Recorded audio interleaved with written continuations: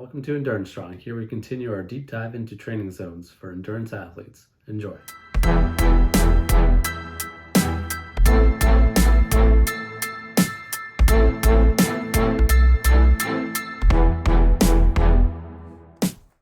In Zone 5, we switch our focus to a new training stimulus, which is increasing your VO2 max. Your VO2 max is the maximum amount of oxygen your body can take in and be used by your working muscles to create energy for work. Past this point, you must rely on creating energy without oxygen, which is much more limited. Healthy lungs are capable of breathing in way more air and thus oxygen than our body could ever need. So the limiter for how much oxygen you use is determined at the muscular level, where oxygen is used in the process of creating energy. The more efficient these working muscles are at using oxygen to create energy, the more energy you have available, which is clearly a benefit to you.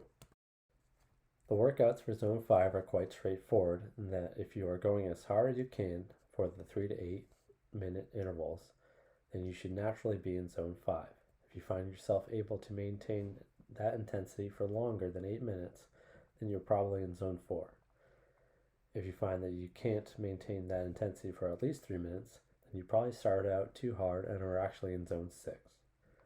The intensities for Zone 5 for each sport for functional threshold pace and power, functional threshold heart rate, and rate of perceived exertion are all shown here for those of you watching the video. For those listening to the podcast, they will be on the corresponding article on EnduranceStrong.com. These percentages are a good starting point, but as intervals start to get shorter, you should also rely somewhat on feel. These can often be the hardest intervals for people, as anything shorter, you can go all out knowing the end is soon, and you will be alright. And anything longer, you know instinctively you must pace yourself to make it through the interval to do so. So you do. During these intervals, you are still working very hard, but you are doing so for just long enough that you mentally have to convince yourself to keep it up. As stated above, the intervals are straightforward. Go as hard as you can for 3 to 8 minutes. Recovery between intervals would be in Zone 1 and be at a 1 to 2 or 2 to 1 work to rest ratio, meaning your interval should be equal or twice as long as your recovery between intervals.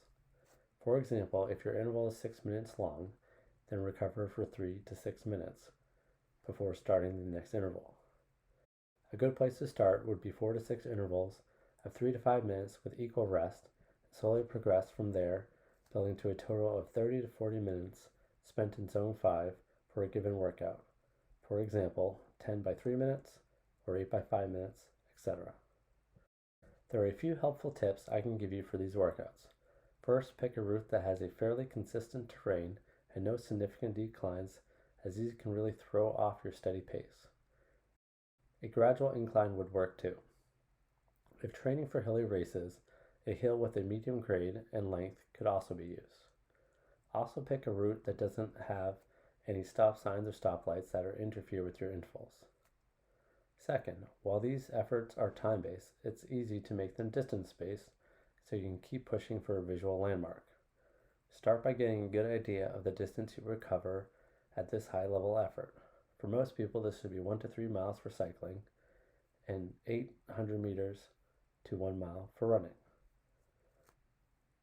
Some of my go-to workouts for Zone 5 are 1 mile repeats on a slight incline for cycling with an easy ride back to the start line for recovery, and 800 meter repeats on the track for running with a 400 meter jog/walk for recovery. Continue learning about Zone 6 in the video here.